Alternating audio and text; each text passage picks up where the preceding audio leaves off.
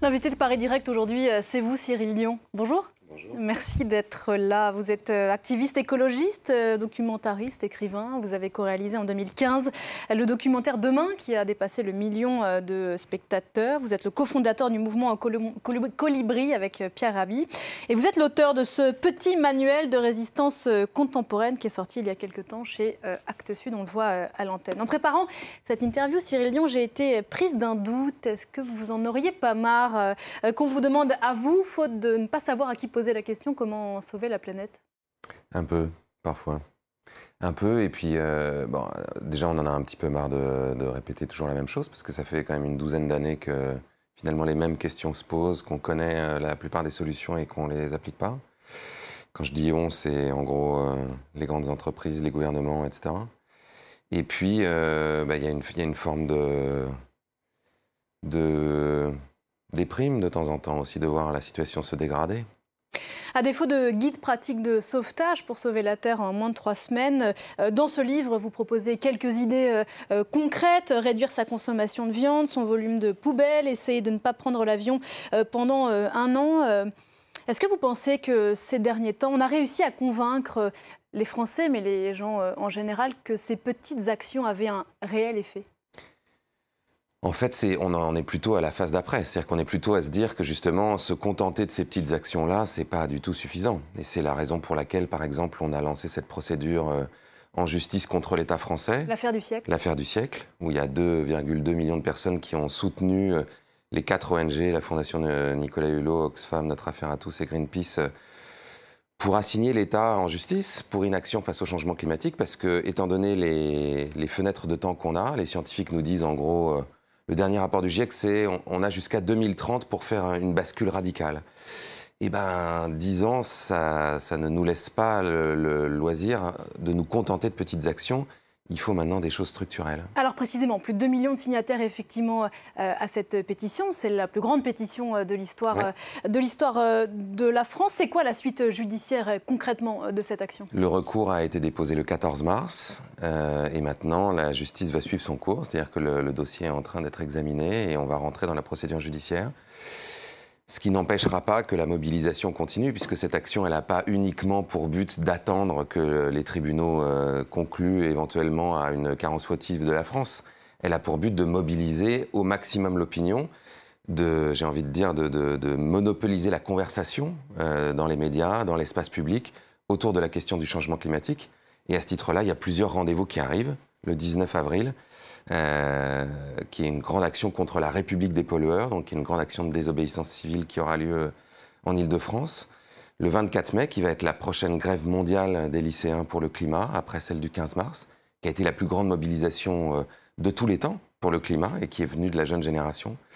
Et puis, plus s'il faut. Alors, vous avez dit beaucoup de choses. D'abord, un mot de cette semaine de désobéissance civile qui a été lancée à l'origine par une ONG britannique. Extinction Rebellion. Qui a fait une action au mois de novembre où elle a bloqué notamment le Grand Pont, le London Bridge, à Londres. Sous quelle forme prendra cette mobilisation ici en France? Ah bah, c'est surprise. C'est surprise. Mais l'idée, ça va être de bloquer, en tout cas, un certain nombre d'entreprises qui font partie des plus polluantes. Il y a un rapport d'une ONG qui...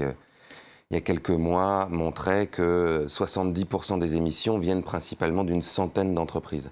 Alors évidemment, elles ne sont pas toutes seules, puisque la plupart de ces entreprises sont des pétroliers ou des vendeurs de charbon.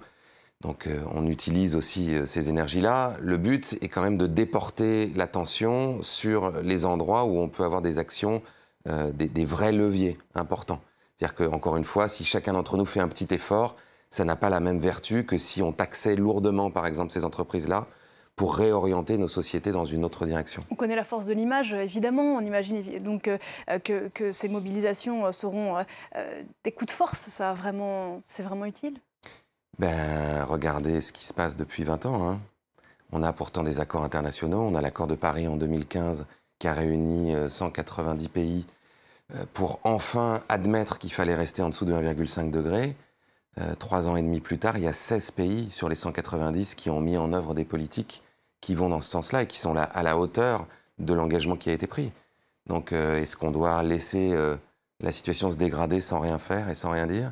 Ou est-ce qu'au contraire, les populations ont la responsabilité de mettre la pression toujours plus à leur gouvernement Moi, je pense que c'est plutôt la deuxième solution. On l'a dit ces dernières semaines, il y a eu beaucoup de mobilisation parmi les jeunes, y compris ici en France. Et une figure s'est dégagée, cette adolescente suédoise qui s'appelle Greta Thunberg, qui a initié ces mobilisations du vendredi pour le climat. Est-ce qu'il n'y a pas un côté un peu désespéré de faire de cette adolescente de 16 ans une icône pour le climat, comme si elle, à elle toute seule presque, pouvait changer ce que des millions de gens n'arrivent pas à faire? Je ne sais pas, c'est beaucoup les médias qui en ont fait une icône, donc j'ai envie de vous retourner la question. C'était très impressionnant quand elle est venue à Paris. On était là avec Juliette Binoche et à la conférence de presse, il y avait donc une dizaine d'adolescentes. Il y avait Greta, mais il y avait aussi Louisa qui venait d'Allemagne, il y avait Adélaïde qui venait de Belgique, il y en avait qui venaient d'Angleterre, du Luxembourg, etc. Il y avait une quinzaine d'adolescentes et il y avait 250 journalistes. Alors que quand on était près de 100 000 le 16 mars à Paris pour la marche pour le climat, il y en avait à peine quelques dizaines. Donc j'ai l'impression que c'est une histoire qui se raconte, qui est forte et donc dont les médias s'emparent, qui est de dire cette génération-là est en train de s'adresser à ses aînés pour dire vous dites que c'est nous qui sommes encore jeunes et irresponsables et nous on pense que c'est vous qui êtes irresponsables pour avoir laissé la situation se dégrader autant. Le premier émetteur de gaz à effet de serre en France, c'est le secteur du transport, 95% routier, dont la moitié du transport de particuliers. Cyril Dion, on n'a absolument pas résolu ce qui a déclenché en partie la crise des Gilets jaunes au mois de novembre dernier, même si après cette crise s'est évidemment nourrie d'autres leviers. Le manque absolu d'alternatives à la voiture en dehors des grandes villes. Si on ne peut pas aujourd'hui se passer de la voiture, l'autre solution, c'est changer radicalement de mode de vie. Oui, en tout cas, c'est de transformer notre urbanisme. Clairement, on peut trouver des solutions collectives, y compris en dehors des grands centres urbains. L'autopartage en est un, pour réduire considérablement le nombre de voitures qui sont en circulation. Il y a des expériences qui sont faites dans des entreprises avec des logiciels de covoiturage qui permettent aux gens de s'agréger les uns les autres en fonction de l'endroit où ils habitent, et de façon intelligente. Des trains du quotidien, on a délaissé énormément de lignes ferroviaires qui étaient moins intéressantes que les grandes lignes de TGV, qui, encore une fois, cherchaient à relier les grandes métropoles. Des transports collectifs, on voit que fleurissent à la fois des cars, les fameux cars Macron, des trams. Tout ça est possible si on décide d'y mettre un certain nombre de moyens. Plus largement, est-ce qu'il ne faudrait pas, facile à dire, mais relocaliser notre façon de vivre plutôt que de devoir systématiquement aller loin pour faire des études, aller loin pour travailler, aller loin pour se nourrir? On a besoin de relocaliser tout un tas d'activités, ça c'est certain. C'est-à-dire qu'on aurait besoin de réduire la distance entre l'endroit où on habite et l'endroit où on travaille. On aurait besoin de regarder aussi des formes d'urbanisme qui n'obligent pas, parce qu'en France, on est quand même les champions du monde des zones commerciales autour des villes moyennes. Donc on est obligé d'aller en voiture sur des grands parkings pour faire ses courses. Et alors qu'on voit que les commerces de centre-ville sont en train de dépérir, là, remettre de l'énergie dans les centres-villes, c'est-à-dire là où les gens peuvent aller à pied, en vélo, ce serait très utile. Et puis, globalement, reproduire de l'alimentation plus près de là où on vit, reproduire de l'énergie, relocaliser un certain nombre d'activités économiques, c'est-à-dire pas laisser des activités économiques seulement à des grandes multinationales qui viennent s'implanter, mais chercher à ce qu'on ait un maximum de petites entreprises locales et indépendantes qui répondent aux besoins de la population sur des bassins. Ça, c'est sûr. L'écologie, aujourd'hui, en tout cas la lutte contre le réchauffement climatique, suppose une radicalité à laquelle on n'est pas prêt encore aujourd'hui? Ça, c'est sûr. Il y a un certain nombre d'études qui ont été faites ces derniers temps, dont un cabinet qui s'appelle BL Evolution, qui a fait une série de mesures qui nous permettraient de rester en dessous des 1,5 degrés en France, pour se donner une idée, en gros. Et c'est vrai que quand on diffuse ces mesures-là, ça fait tout bizarre à un certain nombre de gens. Par exemple, il faudrait largement moins prendre l'avion. Donc, eux, ils considèrent que tous les ans, on pourrait faire 500 000 vols en France. Donc 500 000 vols, c'est beaucoup, beaucoup, beaucoup moins que ce qui se passe aujourd'hui. Donc leur proposition était, pour que ça soit équitable, de faire une sorte de tombola tous les ans avec ces 500 000 vols pour savoir qui peut voyager cette année-là. Passer de 90 kilos de viande en moyenne par Français à 25 kilos. Réduire de l'ordre de 73% nos déplacements justement motorisés, notamment voitures, camions. Vous le dites vous-même en souriant, Cyril Dion, c'est que vous avez conscience que ce n'est pas, pour beaucoup de gens, ce n'est pas acceptable aujourd'hui. Mais ça va être compliqué à faire accepter s'il n'y a pas d'équité, en fait. Ce qui est inacceptable, c'est d'avoir le sentiment qu'il Il y a un certain nombre de privilégiés qui, eux, vont pouvoir continuer à faire comme avant, et qu'il y a un certain nombre de personnes, notamment parmi ceux qui sont les plus fragiles, qui risquent d'avoir une espèce de double peine. Et c'est un peu ça qui est à l'origine de la crise des Gilets jaunes. C'est un sentiment de se dire, bah, évidemment, on voit tous qu'il y a un problème climatique et on est tous prêts à s'impliquer pour ça. Mais si c'est déjà les plus fragiles qui ont du mal à boucler leur fin de mois, à qui on fait payer plus cher le prix de l'essence, alors que pendant ce temps-là, des très grandes entreprises qui polluent ne sont absolument pas taxées ou voire exonérées de taxes, bah ça paraît totalement asymétrique. Vous comprenez qu'il n'ait pas prise la main que vous leur aviez tendue au mois de décembre, au moment de la première marche pour le climat, ces Gilets jaunes?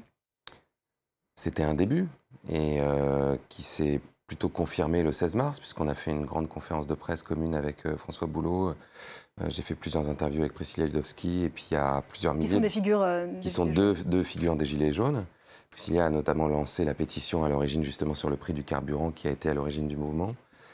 François Boulot est un des porte-parole à Rouen, qui est avocat. L'idée que les inégalités sociales et que le réchauffement climatique sont les deux faces d'une même pièce fait son chemin, selon vous? Ah oui, bah c'est sûr. Ça fait tellement son chemin qu'aujourd'hui, les tentatives qui avaient un petit peu été amorcées pour séparer les composantes du mouvement et dire finalement l'affaire du siècle, c'est une sorte de réplique aux Gilets jaunes, on n'en entend plus du tout parler. Au contraire, hein, il y a de plus en plus d'articles, il y a de plus en plus de prises de parole qui montrent que ça va dans le même sens. Comment on transforme cette inquiétude face au climat qui est de plus en plus partagée, comprise, en tout cas ici en France, en vote? On est dans un contexte d'élections européennes à venir à la fin du mois de mai. L'écologie politique reste extraordinairement compliquée dans ce pays. C'est compliqué, et en même temps, ce qui est assez drôle, c'est qu'il y a au moins 5 listes sur 7 ou 8, je crois, aux élections européennes, qui se revendiquent écolo.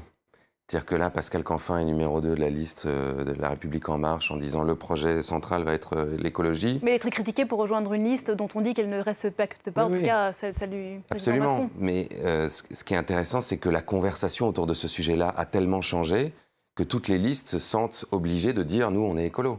La France Insoumise, ils sont très écolos, donc évidemment Europe Écologie Les Verts, Place Publique, Génération. On voit qu'à part, en gros, les Républicains et le Rassemblement National, tout le monde se revendique écolo.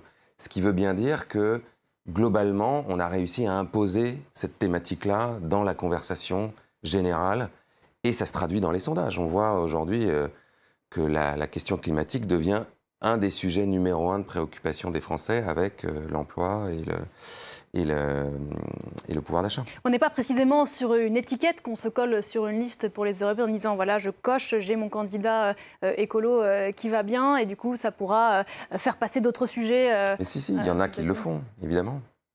Mais moi, ce qui m'intéresse, c'est la transformation culturelle qui s'opère dans la société. Après, moi, j'engage évidemment les électeurs à regarder attentivement quelles vont être les politiques menées par les différentes listes. Moi, ce qui me paraît le plus important aujourd'hui, c'est qu'on ait un groupe écologiste le plus important possible au Parlement européen, un groupe vert, parce qu'on voit aujourd'hui que les députés écologistes, et notamment les Français, sont ceux qui font le travail le plus important au Parlement. L'interdiction de la pêche en eau profonde, de la pêche électrique, ça a été un vrai travail entre Claire Nouvian, notamment. Entre Claire Nouvian et l'ONG Bloom et un certain nombre de parlementaires. Tout ce que Karima Delli a fait sur le Dieselgate. Enfin, ils prennent vraiment les sujets. Donc, moi, je pense que c'est très important de renforcer ce groupe. Sur ce plateau se sont succédés ces derniers mois plusieurs activistes écologistes qui disaient tous un peu la même chose, qu'on n'y arrivera pas si on ne change pas fondamentalement de modèle économique. Sauf qu'à aucun moment, on a l'impression qu'on nous décrit ce modèle économique. À quoi devrait ressembler la société de demain pour permettre aux Gilets jaunes de boucler leur fin de mois et à la planète de ne pas aller dans le mur? Il ressemble à quoi, ce modèle économique? Alors, ça dépend combien de temps vous avez. Mais... On a 50 secondes. Oui, c'est ça. Alors, je vous encourage à lire un livre qui s'appelle « L'économie symbiotique », par exemple, d'Isabelle Delannoy, dont je parle dans le petit manuel de résistance. Il y a une sorte de petit résumé. L'idée est de trouver le moyen de sortir d'une économie extractiviste, c'est-à-dire où on va, en gros, détruire des ressources naturelles pour créer de la valeur qui va ensuite faire des déchets, pour rentrer dans une économie régénératrice. De réparation. De réparation, exactement. Où on va utiliser des matières premières qui sont ou les déchets du XXe siècle, ou alors des matières premières renouvelables, et qu'on va essayer de ne jamais faire sortir du cycle de production pour cesser en fait cette prédation terrible sur les ressources naturelles et éventuellement construire des activités qui non seulement sont régénératrices pour les écosystèmes, mais qui sont régénératrices pour les systèmes économiques et sociaux. Donc il y a des pistes intéressantes comme le revenu universel, comme changer notre façon de créer la monnaie, c'est-à-dire arrêter de créer la monnaie par la dette.